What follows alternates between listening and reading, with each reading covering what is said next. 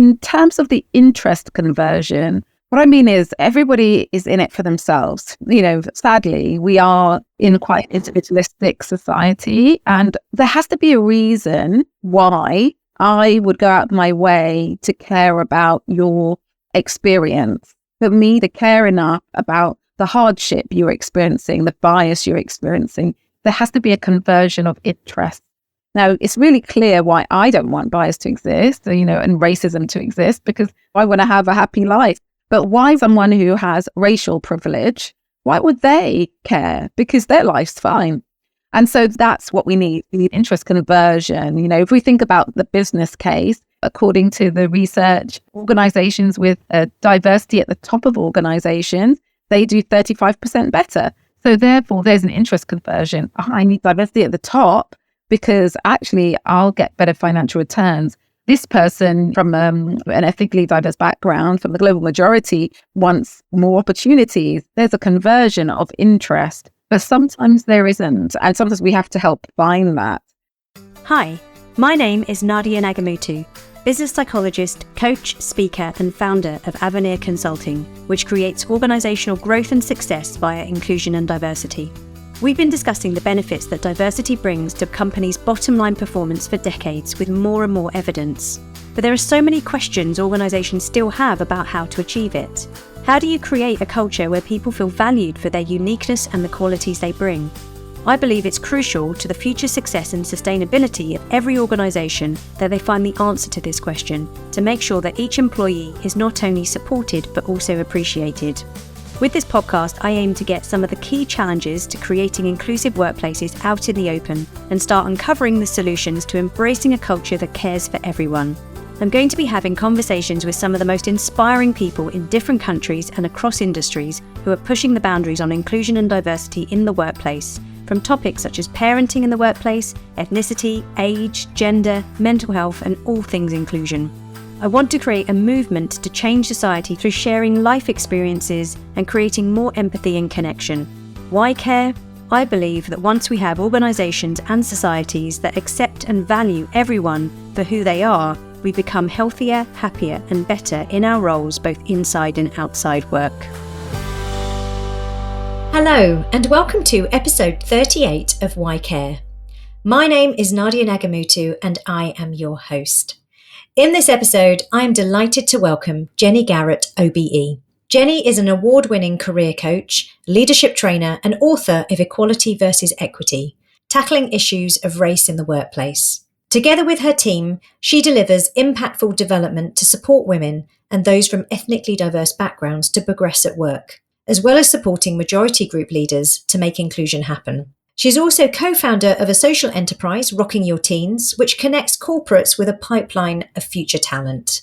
In this episode, we unpack the concept of equity, and in particular, shine a light on racial inequity. We discuss colorism and other subtle intersectional characteristics that create barriers to progress. Jenny shares a shocking story of racism she's experienced, and we also delve into more intangible ways racial inequity plays out. Jenny busts the myth of meritocracy and explains how everyone can gain from equity and inclusion. Enjoy. Jenny, thank you so much for joining me on Why Care. I'm so excited to speak to you. Thank you so much for inviting me. I'm really happy to be here today. We have several mutual colleagues, friends that we discovered, but it was the amazing Debbie Verdi that connected us. I'm very excited, having read your book now, to speak to you, because I have to say that I thought it was an absolutely brilliant read. It was engaging. The storytelling is amazing. To be honest, this is a topic, equality versus equity, that comes up so regularly in the conversations that I have with leaders, and the confusion around it and what it actually means. And it's hard to articulate in a few words, hence why you've written a book, because I thought it needs the book. It needs the book. It's a complex topic and concept. So just by way of introduction, maybe you can share a little bit more about your background, your work in DEI, and also how you came to write Equality versus Equity. In terms of my heritage, it's from the Caribbean. My mum's from St. Lucia and my dad's from Jamaica. two Caribbean islands, but they both came to the UK in their teens, and I've lived in the UK all my life. As we know, people from ethnically diverse backgrounds, or the global majority, as I like to call us, we are a minority in the UK. And of course, that can lead to many different thoughts and feelings, from feeling excluded to feeling exoticized, etc. I found myself all my life, I think, in spaces where I've been one of very few, from the Catholic school in which I was educated to being a coach, which is not a particularly diverse field, or not visibly anyway. I think maybe I was always destined to do this work, but in truth, I think I resisted it. When I started my business many years ago now, I think when people said to me, do you want to work with Black women, for example, I would have said, no, I support everyone. I work with everyone. I didn't want to be put in a box. But as I've gone through my career, I've seen that more underrepresented groups, people who are from the global majority, actually, it's really important to make sure that they get what they need to be successful. And so this has become part of my passion and purpose. It's always been about empowering people, whoever they are, but absolutely helping the world to have conversations about race and ethnicity, which means that then they make change around race and ethnicity. It's not just about the conversations, it's so much about the action. In terms of how I came about to write the book, I delivered a talk for an organization, and amazingly, in the audience was an editor from my publishing house, Emerald. They said, I love this idea of equity that you've been talking about. I think it's a book. And a little bit, again, resistance. I said, I don't know if I've got enough to say about it. And they said to have a think about it, put together a little proposal, and let's see. And when I started writing, I realized that everything came back to equity, and they were right. And then they commissioned me to write the book, and I had 7 months to do it. So it was done pretty quickly. How brilliant to discover that you have more to say on a topic than you thought. When you said that, it resonated with me, but, having written my book now, and when I had started sort of contemplating writing a book, I thought, surely I don't have enough to say.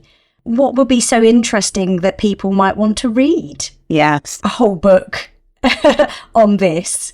And I think there is something really both rewarding and empowering in the writing process, where you just discover not just that you have a voice and some real clear thoughts and opinions about the topic, but also that you can convey that in a way that's engaging, and through storytelling and through examples of your own lived experience, of your own life. And that's what I really loved about your book. Thank you so much. It wasn't just joyful, it was also quite painful at times. Yes. There were times when I was thinking, am I going to be able to finish this? Pressure, can I fit it in? Yeah. All of those things. Oh, yeah. Yeah. Let's not sugarcoat it. It's hard work for sure, but really rewarding.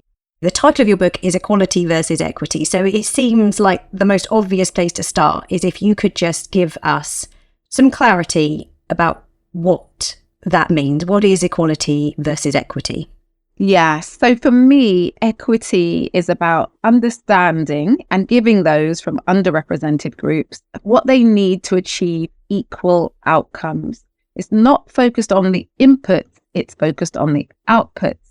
And how do you do it? Through considering systems that disadvantage and finding ways to overcome them.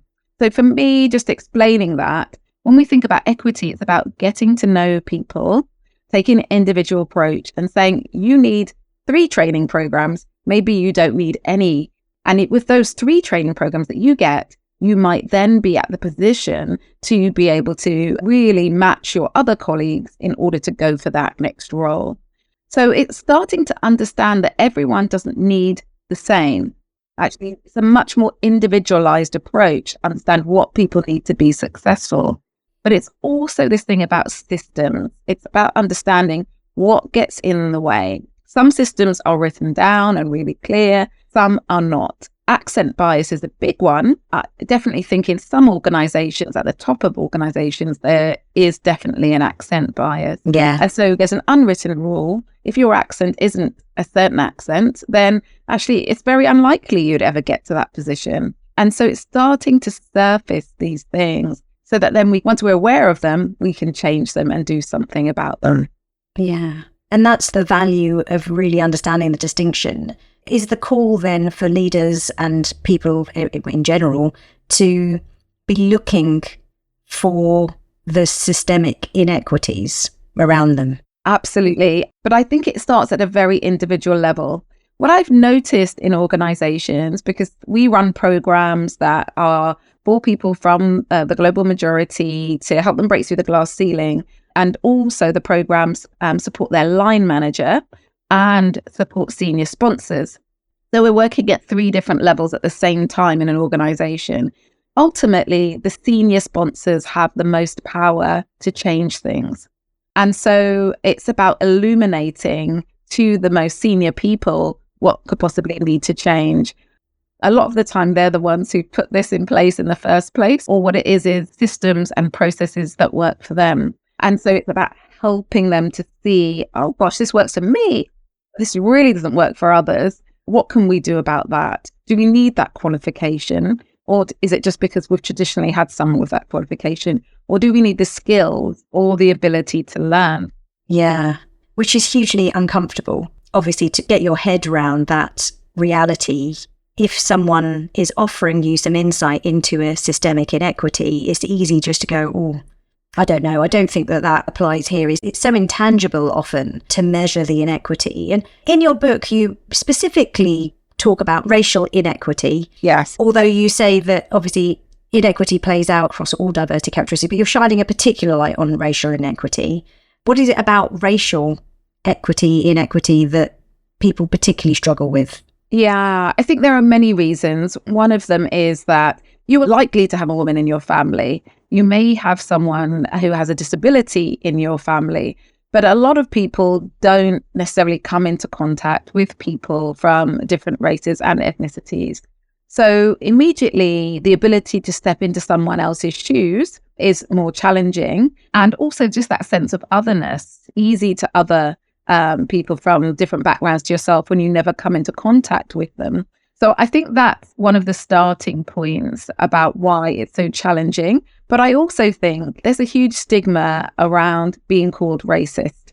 We can say sexist so much easier now, but actually saying racist and racism, no one wants to have those words banded in their direction. And I think there's such a huge amount of fear around that people saying nothing. And there's one last point which people often say to me, which is when I was growing up, I was told never to mention having a different skin color or coming from a different background or any of that sort of thing. So now people are having to unlearn years of being told to do one thing and now to do another. And for some people, that is really challenging. Yeah, it's really challenging. I do touch on that a little bit in my book where people are just so clear that the right thing to do is not see difference, not see colour, not see gender. And they really strongly believe it's a fundamental value of theirs that if they do see colour, then they must be racist. It's rude, it's disrespectful, it's, treating everyone the same, it's just seeing everyone the same. It's a really tough one for some people to get through if that's something they've been taught and they hold very deeply as part of their belief system.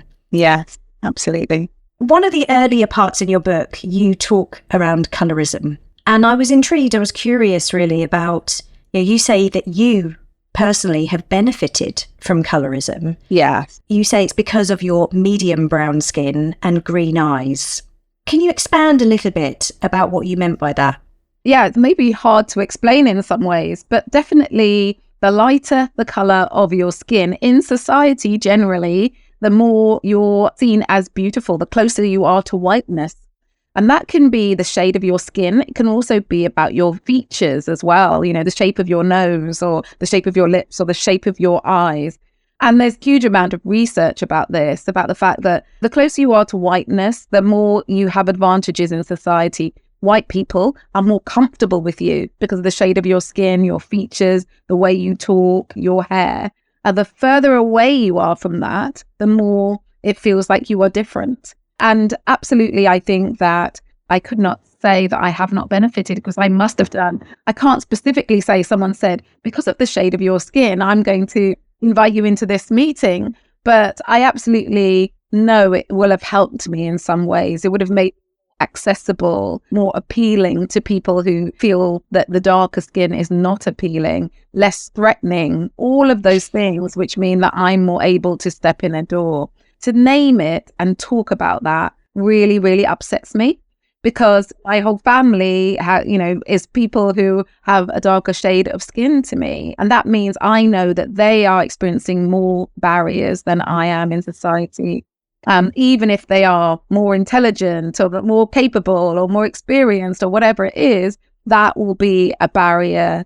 I think that helping people to become more aware of those things, if we intersect that with shade of skin and then size of body, we know that will be discriminated against, for example, and then something else, you just realize that there are so many hurdles to overcome for some people. And so subtle as well, because, when we're talking about shade of skin, when we're talking about features of a face, when we're talking about size of body, when we're talking about accent, which you've already mentioned, how do we measure that inequity? You say you're pretty confident that other members of your family who have darker skin tone will have faced certain barriers, biases that you haven't faced. And that obviously, I understand why that's upsetting, but we can't measure it. Maybe you can see the sort of people who are successful in your organization. So the people who do break through in terms of ethnicity, think about the shade of their skin color, or maybe have they got a higher education, educated in an Oxbridge environment, which opened a different door for them. If you start to analyze and look around at who breaks through, you can sometimes see that. I'm not saying that people with darker skin can't be successful. I'm just saying that they might have to have gone through additional barriers to do so. And I think just noticing that, who are people drawn to versus who might have to work harder to get into the room and then prove themselves credible as well. Yeah. Another story in your book, which is one that stays with me, is one where you have faced racial discrimination. You articulate it as the worst experience of feeling excluded. And it was when you attended an evening gala.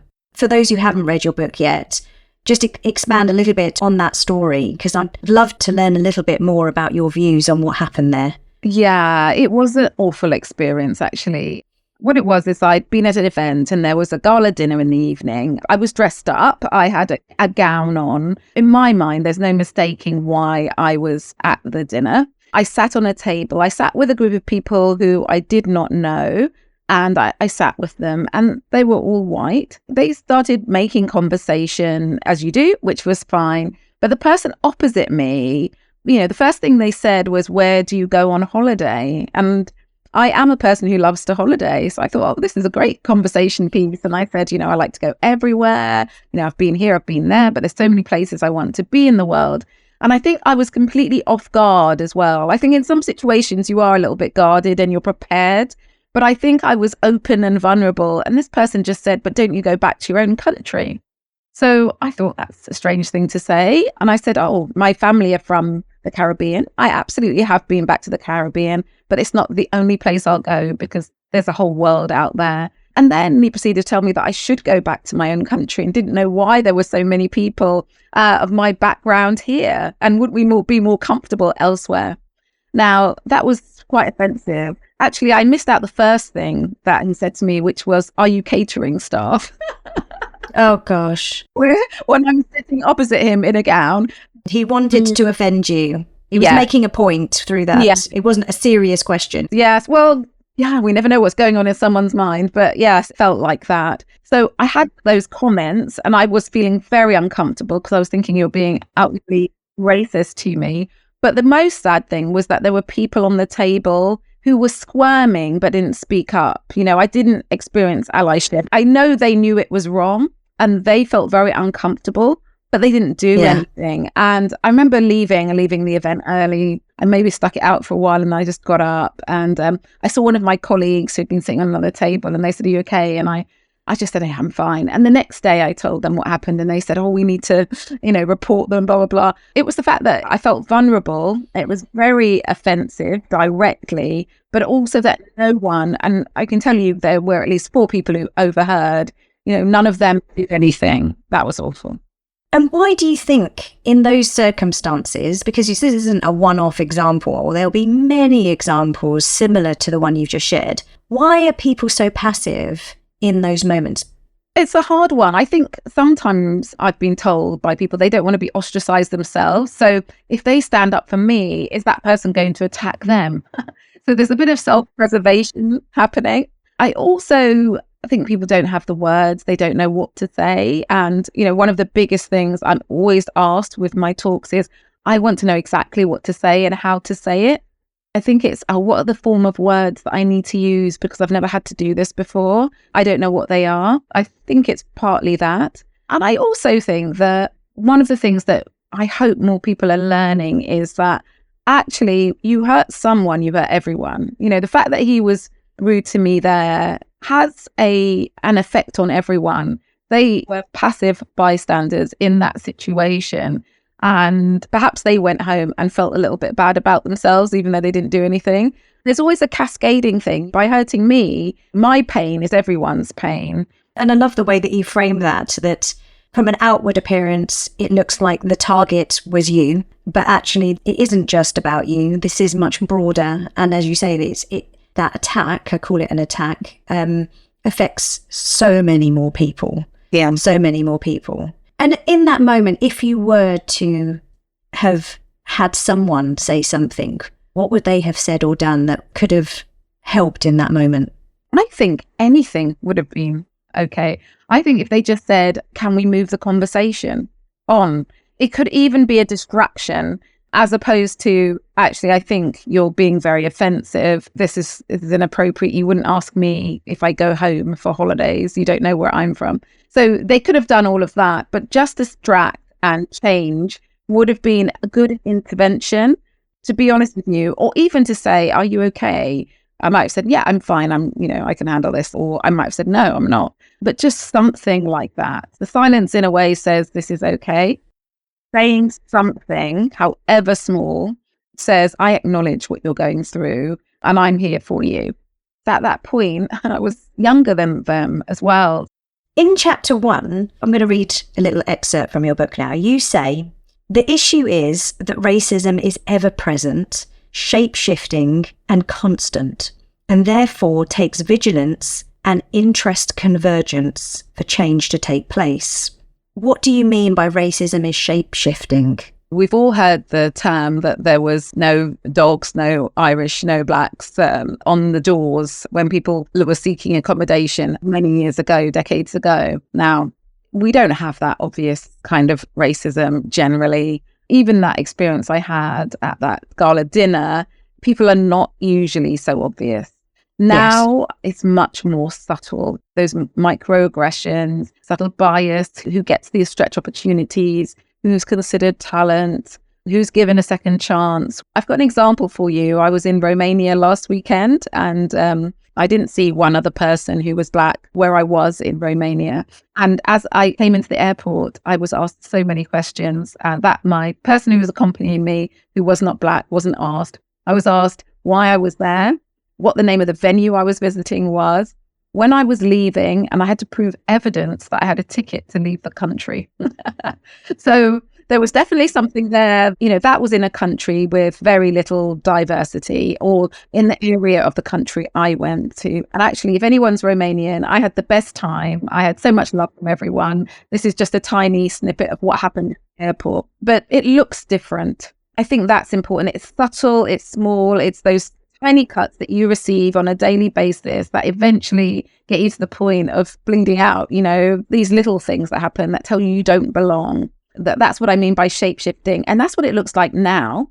But maybe in the future, it's going to look like the AI, that we're not building bias into AI. And it's going to be, well, no one physically is being racist to me, but actually the AI is not letting me get what I need to get, or it's not recognizing me. So I think it's continually shape-shifting. And that's why we have to be on the lookout and vigilant. Oh, it looks like that now. It used to look like that. It's less obvious, but it's still as significant. So that's what I mean by that. And in terms of the interest conversion, what I mean is everybody is in it for themselves. Sadly, we are in quite an individualistic society, and there has to be a reason why I would go out of my way to care about your experience. For me to care enough about the hardship you're experiencing, the bias you're experiencing, there has to be a conversion of interest. Now, it's really clear why I don't want bias to exist, and racism to exist, because I want to have a happy life. There's personal interest there. Yes. But why someone who has racial privilege, why would they care? Because their life's fine.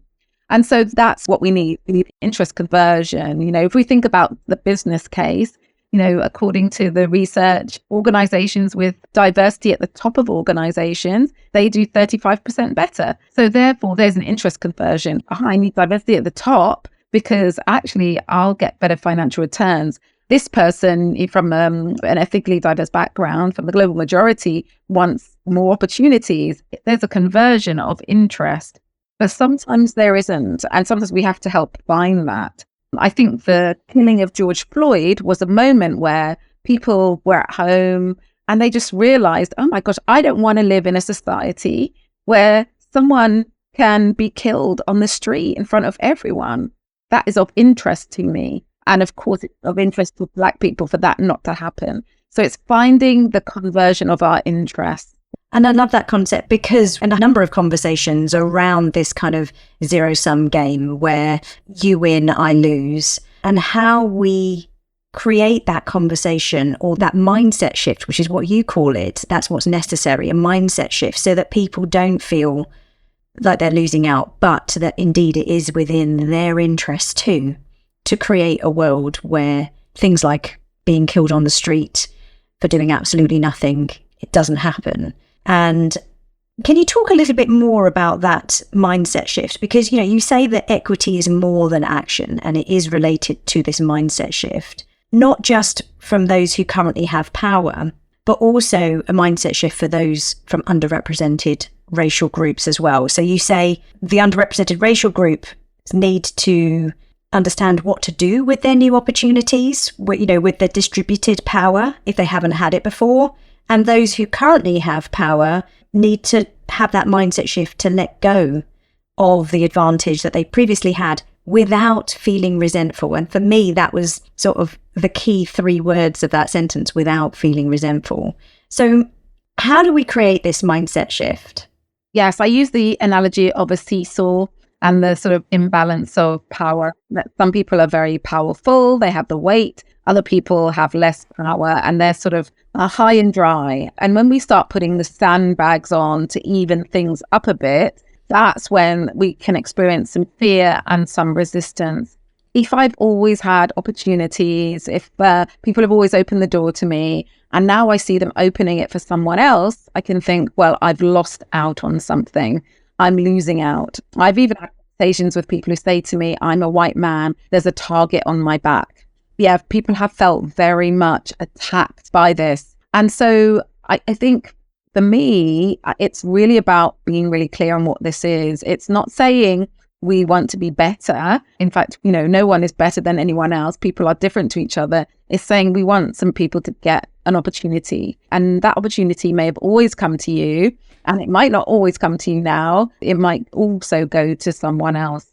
And how I really think about this is to understand privilege. And I know a lot of people are very uncomfortable with that word. Yes. You can have racial privilege, just like I was talking about the privilege of the shade of my skin, actually, but also understanding that you have power in different situations. Instead of thinking about it as a burden, as a cross to bear, as something difficult, to understand that you can use that power with humility.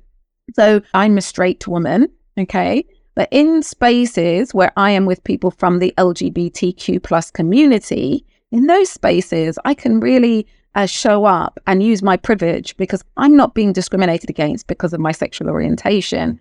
And in those spaces, I can be there for them because I won't lose anything, because I don't have to talk about my sexual orientation, or it's about those people who have fear, who are resistant, to say, actually, gosh, you know what? I'm in a really great position. How can I share that with humility to help other people? And that is the big mind shift. It's saying, actually, I've got nothing to lose. I've got an abundance that I can share with someone else, and it's going to really help them. And when you help someone from a different background, you're often changing the course of their life and their family's life. It's an amazing legacy that you can leave. Number one is that you will not lose. Actually, no one has to lose. Everyone can gain. I think about it sometimes like families. I've only given birth to one child, but I know lots of people who have more than one child. And it's not that there's a finite amount of love. The love grows exponentially for the next child. It's not, oh, there was this much, there was an ounce of love. Now I've got to share an ounce between two. So they get half an ounce each. No, they both get an ounce of love. Instead of thinking with this scarcity mindset, we can think there's actually an abundance that we can give. And it doesn't mean anyone loses. It means we all start to win. So that's what I think is the mindset shift. Yeah, that is needed in those who typically have had power, opportunities. And I think the other side, which is those who now, oh gosh, I've got an opportunity. Oh, what do I do with it? This is unusual. I think is to manage the lack of trust and fear around it. I think if you haven't had those opportunities in the past, you can think, oh my goodness, they're going to take it away at any moment. There's some cynicism and distrust there, right, with the system. Exactly. So I think that's a big bit, the trust, but it's also like, what happens if I make a mistake? I'm going to fall right back down where I was before. The consequences of my mistakes are going to be so much bigger than someone else's, because actually everyone's watching me. Everyone's giving me this opportunity, but they're also watching to see what I do with it. So there can be a lot of pressure, a need to feel that you have to be perfect, which is, none of us are perfect, and it's not really possible. So those unrealistic expectations can be a real challenge as well. When we think about learning to take the opportunity and make the most of it, a terrible thing about it is that people often then think that they are the token. I've heard that so many times. If you start to believe that does really undermine you, because you question yourself in terms of your ability. Anyone who thinks like that, I always say, just go for it. I think that we can step into spaces and prove people wrong about us. And whatever their motivation for giving us the opportunity, it doesn't matter for me. Grab the opportunity and show that you deserve to be there. It's a tough one, I think. There's a number of things you've named there, but that last one, I've had so many women in particular just saying, the last thing I want is to be given a job as a token gesture. I want to be given an opportunity because I deserved it and for my talent and my capability. And the issue here is obviously what we're talking about is so invisible. Often these decisions are made without real clarity of what the underlying bias is or was. So I hear you that if opportunities come your way, grab them and demonstrate that you can. But it's not easy, because that's another inequity that you've just named there, which is that, for example, if we're talking about a Black woman, she will have that concern that she now needs to prove that she can do it, and the pressure that she put upon herself as a result of that. Whereas a white woman, for example, or a white man, just won't necessarily have that narrative. That's her, the Black woman's lived experience, which is why she's playing that narrative over and over in her head, and will be a detriment to her self-worth and her self-belief and her confidence and potentially her ability to actually perform really well and fulfill her potential in that role. What do we do with that? Yeah, I agree. The reframing that I do around that is that meritocracy is a myth. The fact that everyone wants to get a job on their merit, sadly, we know that lots of people get jobs because of who they know, not necessarily what they know. And they get opportunities and extra opportunities because of who they are. So the research tells us that men are often recruited on potential, women on track record. So I've got to prove myself over and over again to get the same opportunity that you got just because you have potential. And so when we fall into that argument, I need to get my role on merit. We're discarding the fact that so many people have got their role not on merit, and they've got into the role and they've either proved themselves or they've not, and they've had to leave the organization. And so we're setting the bar higher for ourselves than other people are setting for themselves. Again, the research says that those of us from the global majority are usually overqualified. We stay in roles too long. We're getting more and more qualifications, experience, knowledge, and we've got more than enough to step into the opportunities that come our way. Yeah.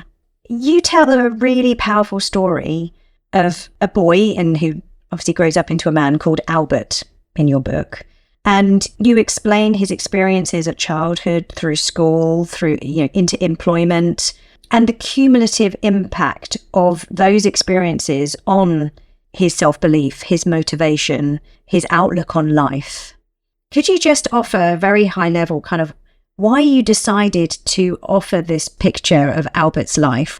Yes, I think I was just thinking, what's the way to try and explain this? Because my book is really for sort of managers and leaders, and I wanted to help them understand that there's more than what meets the eye. You have someone who's not succeeding in the workplace, you're not retaining staff from diverse backgrounds, and you might think that they're the problem, but you're not taking the time to think, actually, what else might they have experienced throughout their life that just makes this hard? And your cultural awareness might not be there. And I just wanted to give an example of what the awareness could be like for, if you had that bit more knowledge, what might you consider differently? Storytelling is powerful. I could have spouted lots of theory, but for me, that wasn't going to connect people with the reality of what it might feel like to be someone who is a minority in the workplace when it comes to race and ethnicity, and what might fueling their experience. And again, just as I said earlier, they might not know anyone to tell them this story, or they might be relying on people in their organizations to tell them the story, and people might not want to. They might not want to open up like that. They might not burden of that as well. Because I love the story really sheds light on some of the how the experiences shape Albert, in this case, how he views the world, and actually his deteriorating kind of self-belief as a result of all those microaggressions, all those how people have perceived him in his life, and the barriers that have been put in place. It dissolves any kind of ambition and drive that he has. And so what you get isn't his best self at the end of it. What do line managers do if they're seeing the outcome of all of those lived experiences and that cumulative impact, but they don't understand what's behind it? What ideally would happen in that situation? Yeah, I think you need to move beyond what's surface and get to know the person. That ideally is what it's all about. It's a human to human experience. Everyone's experience will be different, but to get to know someone, to be open yourself with your own vulnerabilities so that the person can see that you are human too, and just start to have conversations. Just start to get to know the person, really understand what's beneath what they do. I give the example in the story of Albert actually having an unwell parent and wanting to look after them. To understand culturally that that's a really natural thing to do, rather than, some cultures, they won't put their parents in a home. They think it's their responsibility to look after their family members. Once you understand that, then you look at it differently. And I think it's about understanding the person, understanding culturally where they're coming from, what their experience has been, and then thinking about, what do I need to do to create equitable outcomes for this person? So it does mean you've got to invest time, energy, and you've got to be open to what's said to you, which you might not like, because it might not all be positive. You've got to be open to the fact that you may have made a mistake yourself in the assumptions you've made or things you've said and done.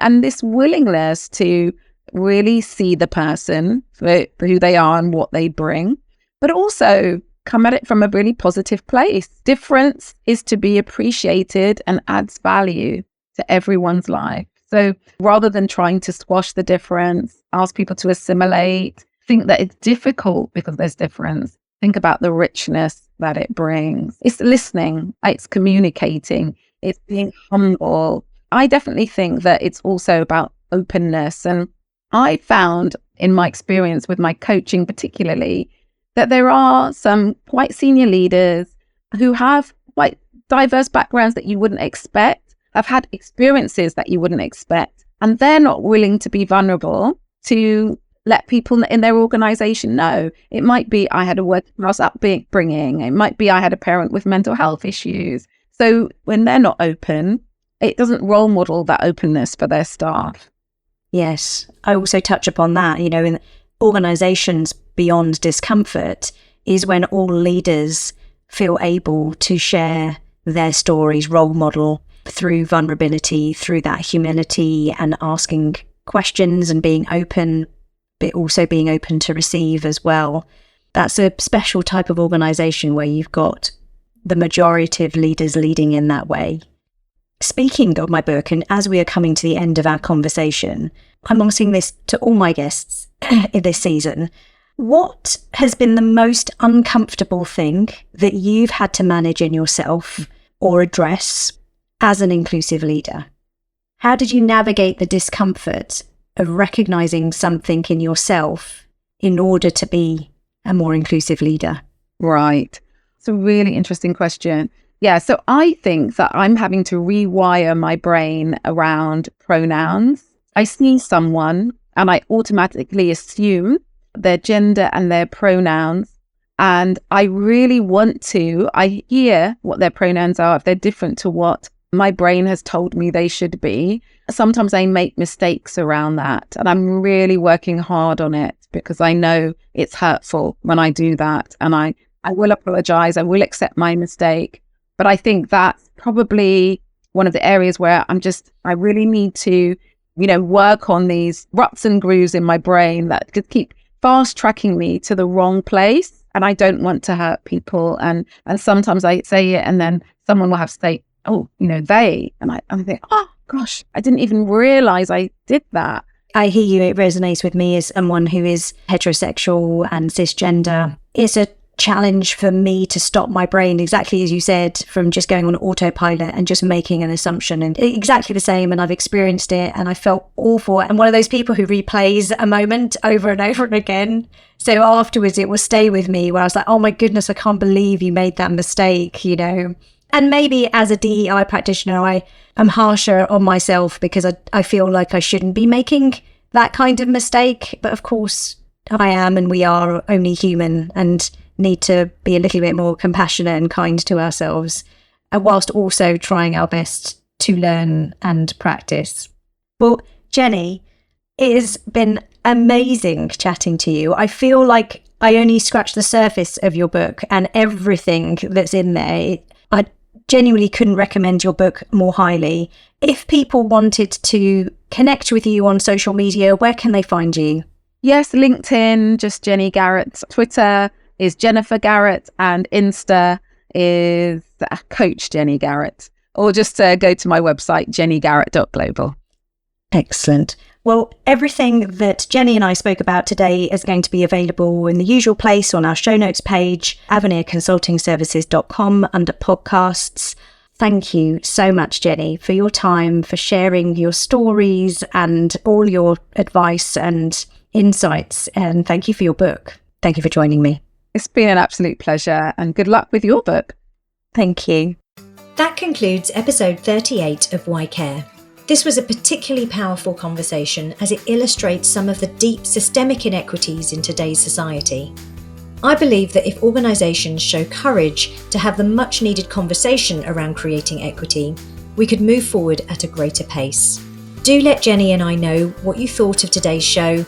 You can find me on Insta, LinkedIn and X, formerly Twitter, with the handle @Nadia Nagamutu.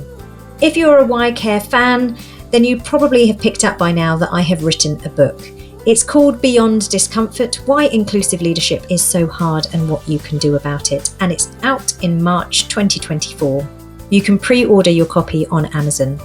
As always, I really appreciate your support of this podcast through leaving a review on whatever platform you're listening and spreading the word by sharing it with your friends and family.